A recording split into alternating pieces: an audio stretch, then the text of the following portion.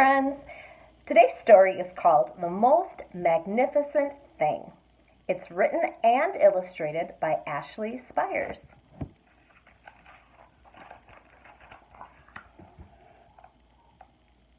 This is a regular girl and her best friend in the whole wide world.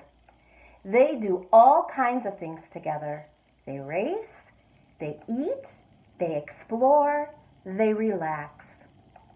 She makes things. He unmakes things. One day, the girl has a wonderful idea. She is going to make the most magnificent thing.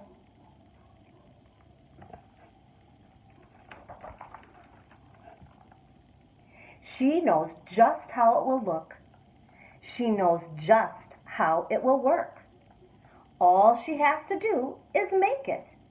And she makes things all the time. Easy peasy. First, she hires an assistant.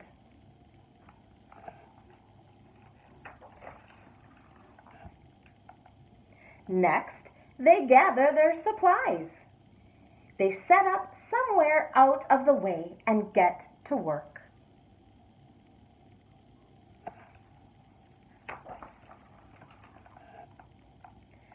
The girl tinkers and hammers and measures, while her assistant pounces and growls and chews.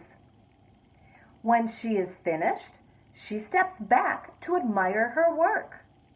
She walks around one side. Her assistant examines the other side. It doesn't look right. Her assistant picks it up and gives it a shake. It doesn't feel right either. They are shocked to discover that the thing isn't magnificent or good. It isn't even kind of sort of okay. It is all wrong.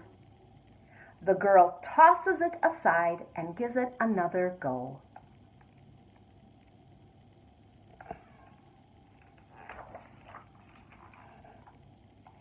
She smoothes and wrenches and fiddles. Her assistant circles and tugs and wags. When she is finished, she stands up and takes a long look at it. Her assistant gives it a nudge with his paw. The thing is still wrong. She decides to try again.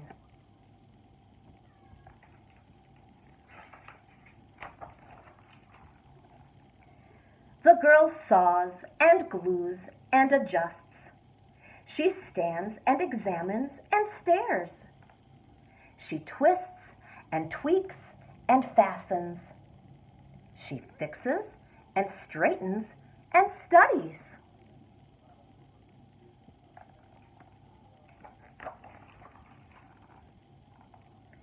She tries all different ways to make it better. She makes it square. She makes it round. She gives it legs. She adds an antenna. She makes it fuzzy. She makes it long, short, rough, smooth, big, small. One even smells of stinky cheese. But none of them are magnificent.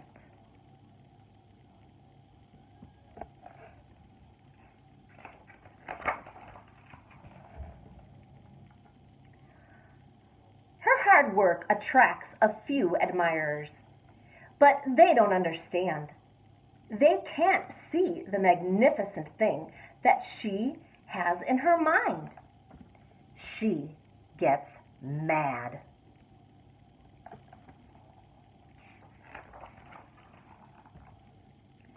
The angrier she gets, the faster she works. She smashes pieces into shapes. She jams parts together. She pummels the little bits in.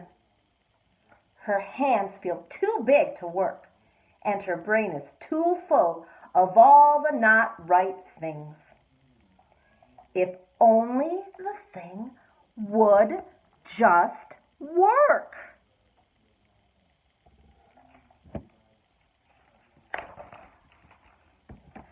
Crunch! The pain starts in her finger. It rushes up to her brain, and she explodes. It is not her finest moment.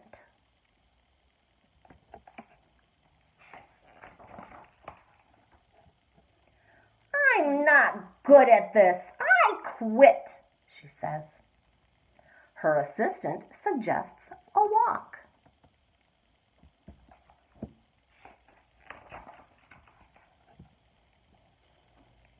It's not much help at first.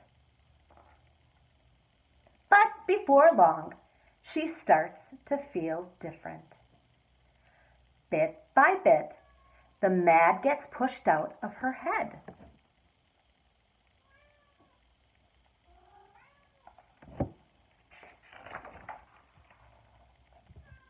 As they stroll along, she comes across the first wrong thing she made. The bad feelings are about to start all over again. Then she notices something surprising. There are some parts of the wrong things that are really quite right. The bolts on one, the shape of another, the wheel to seat ratio of the next. There are all sorts of parts that she likes.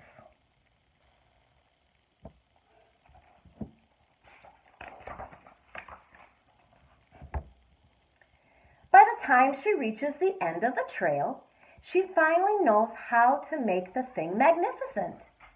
She gets to work. She works carefully and slowly, tinkering, hammering, twisting, fiddling, gluing, painting. Her assistant makes sure there are no distractions. Well, this is the perfect thing to ward off bears. Oh, well, this will stop that leak.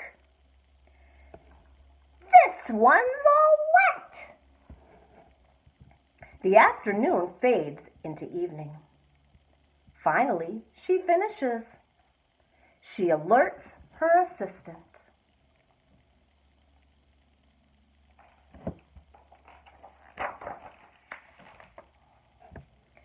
The pair take a good long look. It leans a little to the left, and it's a bit heavier than expected. The color could use a bit of work too, but it's just what she wanted. They climb aboard and take it for a spin. They are not disappointed. It really is the most magnificent thing. So that is our story, The Most Magnificent Thing. I hope you guys liked it. I miss you. Keep reading. Hopefully we'll see you soon.